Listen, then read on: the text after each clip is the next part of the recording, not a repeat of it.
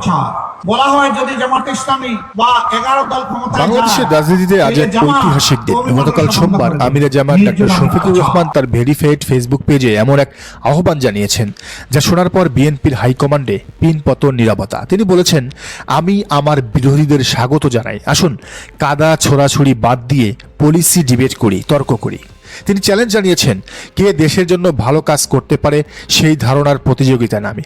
সোজা কথায় তিনি তারেক রহমানকে ওপেন চ্যালেঞ্জ ছুড়ে দিয়েছেন। আমিরে জামাত যা করেছেন তা উন্নত বিশ্বের রাজনীতি। আমেরিকায় ট্রাম্প হ্যারিস ডিবেট হয়, ব্রিটেনে সুনাক স্টারমার ডিবেট হয়। ডক্টর শফিকুর রহমান বাংলাদেশে সেই কালচার চালু করতে চাইছেন। তিনি বলছেন, গালিগালাজ বন্ধ করুন, টেবিলে আসুন, দেখি কার মেধা কতটুকু, কে কতটুকু পলিসি দিতে পারে। কিন্তু প্রশ্ন হলো, তারেক রহমান কি এই চ্যালেঞ্জ গ্রহণ করার সাহস রাখেন? পলিসি ডিবেট মানে হলো আপনি কিভাবে অর্থনীতি সামলাবেন, কিভাবে বেকারত্ব দূর করবেন, তার ব্লু প্রিন্ট হাজির করা, সেটা নিয়ে তর্ক করা, বিতর্ক করা। ডাক্তার শফিক প্রস্তুত, তার কাছে ব্লু প্রিন্ট আছে।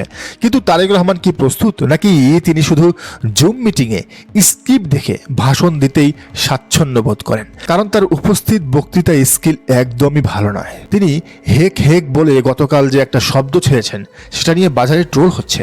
তো এই ডিবেটের কথা কিন্তু নতুন নয়। কিছুদিন আগে ঢাকা বিশ্ববিদ্যালয় কেন্দ্রীয় ছাত্র সংসদ ডাকসু এই আয়োজন করতে চেয়েছিল। সাদিক কায়েমরা বলেছিল জাতীয় নির্বাচনের আগে প্রধান দুই দলের নেতার মুখোমুখি বিতর্ক আয়োজন করা হবে। আমিরে জামাত ডাক্তার শফিকুর রহমান তাৎক্ষণিকভাবে রাজি হয়েছিলেন। তিনি বলেছেন, আমি প্রস্তুত, যে কোনো সময় তোমরা করতে পারো। কিন্তু তারেক রহমান তিনি রাজি হলেন না।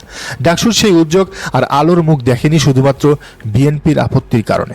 কেন তারেক রহমান রাজি হলেন না? কারণ ডিবেটে কোনো স্ক্রিপ্ট থাকে না, সেখানে ইনস্ট্যান্ট প্রশ্নের উত্তর দিতে হয়, মডারেটরদের বাউন্সার সামলাতে হয়। যার শিক্ষাগত যোগ্যতা নিয়ে প্রশ্ন আছে, যিনি ইন্টার পাস বলে কথিত, তার পক্ষে ডাক্তার শফিকুর রহমানের মতো একজন উচ্চশিক্ষিত, ধীরস্থির এবং অভিজ্ঞ নেতার সামনে টেবিলে বসা সম্ভব? ডাকসুকে না বলে দিয়ে বিএনপি প্রমাণ করেছে তারা মেধার লড়াইয়ে ভয় পায়। ডাক্তার শফিকুর রহমান বলেছেন, আসুন কাদা ছোড়াছুড়ি বাদ দিই। গত কয়েকদিন আমরা কি দেখলাম? হ্যাকিং, ফেক আইডি থেকে অশ্লীল পোস্ট আর ছাত্র দলের গালিগালাজ। এটা হলো বিএনপির রাজনীতি। আর জামাত কি করছে? তারা বলছে, আসুন নীতি নিয়ে কথা বলি। এই একটি আহ্বানেই বোঝা যায় কার রুচি কেমন, আর কার রাজনীতির কোন লেভেলে, আর কার রাজনীতি কোন লেভেলের। 24-এর বিপ্লবের পর মানুষ আর নোংরা রাজনীতি চায় না, মানুষ চায় ভীষণ। ডাক্তার শফিকুর রহমান সেই পালসটা ধরেছেন। তিনি নিজেকে একজন স্টেটসম্যান হিসেবে উপস্থাপন করেছেন। আর বিএনপি এখনো সেই 90 দশকের মারামারির রাজনীতিতে পড়ে আছে। ডিবেট মানে হলো জ্ঞানের যুদ্ধ। একপাশে একজন পেশাদার ডাক্তার যিনি 17 বছর রাজপথে নেতৃত্ব দিয়েছেন, জেল খেটেছেন। অন্য পাশে আরেকজন তারেক রহমান, যার প্রাতিষ্ঠানিক শিক্ষা নিয়ে বিতর্ক আছে এবং যিনি গত 17 বছর দেশের বাইরে। এই ডিবেট হলে ফলাফল কি হবে তা অনুমানেই বলে দেওয়া যায়। তারেক রহমান হয়তো এই হিউমিলিয়েশন বা অপদস্থ হওয়ার ভয়েই ডিবেটটা এড়িয়ে চলছেন। ডিবেটে বডি ল্যাঙ্গুয়েজ খুবই গুরুত্বপূর্ণ। ডাক্তার শফিকুর রহমান যখন কথা বলেন তখন তার চোখে চোখ রেখে কথা বলার সাহস তারেক রহমানের আছে কি? তারেক রহমান ভার্চুয়ালি যত গর্জনই দিক, সামনাসামনি যুক্তির কাছে তিনি টিকবেন না, এটা তিনি প্রমাণ করেছেন। বিএনপিও সেটা জানে, তাই তারা তাদের নেতাকে এই আগুনের মুখে ঠেলে দিতে চাইছে না। ডাক্তার শফিকুর রহমান বাংলাদেশকে ফার্স্ট ওয়ার্ল্ড কান্ট্রি বা উন্নত দেশের মডেলে নিতে চান। তার এই ডিবেটের প্রস্তাব সেটাই প্রমাণ করে। তিনি চান ভোটাররা বিচার করুক কে বেটার। কিন্তু বিএনপি বাংলাদেশে থার্ড ওয়ার্ল্ড মেন্টালিটিতে রাখতে চায়, যেখানে পেশি শক্তি আর বংশ পরিচয়ই আসল যোগ্যতা। গতকাল পোস্ট দেওয়া হয়েছে, আজ মঙ্গলবার। এখন পর্যন্ত বিএনপির পক্ষ থেকে কোনো টু শব্দ নেই। এই নীরবতা কিসের লক্ষণ? রাজনীতিতে নীরবতা অনেক সময় অক্ষমতা বা পরাজয় হিসেবে দেখা হয়। যদি তারেক রহমান কনফিডেন্ট হতেন তবে এতক্ষণে টুইট করে বলতেন, আমি আসছি, সময় ঠিক করুন। শোনা যাচ্ছে বিএনপি এখন অজুহাত খুঁজছে। তারা বলবে ডাক্তার শফিকুর রহমান আমাদের সমকক্ষ নন, অথবা নিরাপত্তার অভাব রয়েছে। কিন্তু জনগণ বুঝবে এগুলো সব লেম এক্সকিউজ বা খোরা যুক্তি। আসল কারণ হলো মেধার অভাব। চলুন একটু কল্পনা করি, যদি এই ডিবেটটা হতো তবে কি হতো? ডাক্তার শফিক প্রশ্ন করতেন, বিগত 17 বছর আপনারা বিদেশে থেকে জনগণের জন্য কি করেছেন? তারেক রহমান কি উত্তর দিতেন? ডাক্তার শফিক প্রশ্ন করতেন, দুর্নীতি রোধে আপনাদের সুনির্দিষ্ট রূপরেখা কি? হাওয়া ভবনের পুনরাবৃত্তি হবে না তার গ্যারান্টি কি? তারেক রহমান কি উত্তর দিতে পারতেন নাকি আমতা আমতা করতেন? বিশ্লেষকরা বলছেন এই ডিবেট হলে প্রথম রাউন্ডেই তারেক রহমান নকআউট হয়ে যেতেন, কারণ ডাক্তার শফিকের কাছে আছে ডেটা, যুক্তি এবং সততা।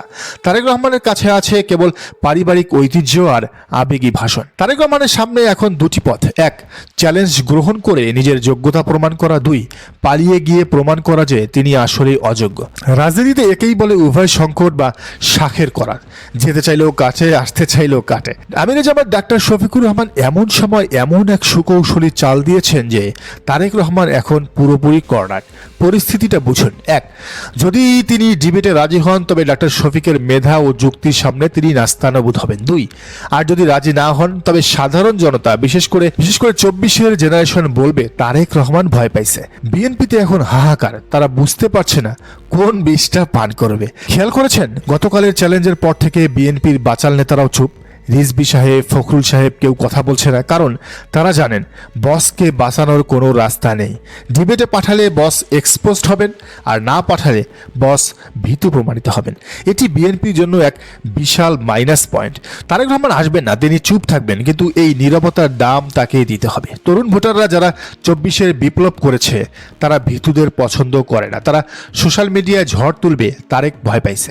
এই একটি বাক্য তারেক রহমানের তথাকথিত গর্জনকে বিড়ালের মতো মিউ মিউতে পরিণত করবে। তরুণরা বলবে, যে লোক একটা ডিবেট ফেস করতে পারে না সে দেশ চালাবে কিভাবে? যে শফিকুর রহমানের চোখের দিকে তাকাতে ভয় পায় সে মোদি বা বাইডেনের চোখের দিকে তাকাবে কিভাবে?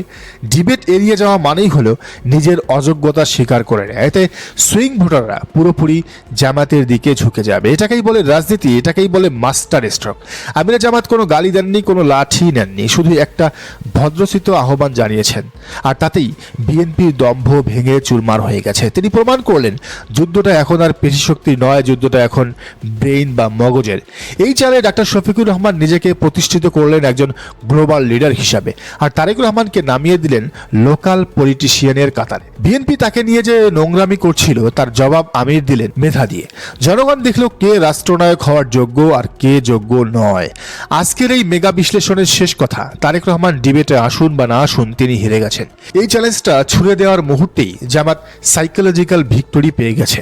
বিএনপির কর্মীরা এখন হতাশ, তারা তাদের নেতার পক্ষে তর্ক করতে পারছে না।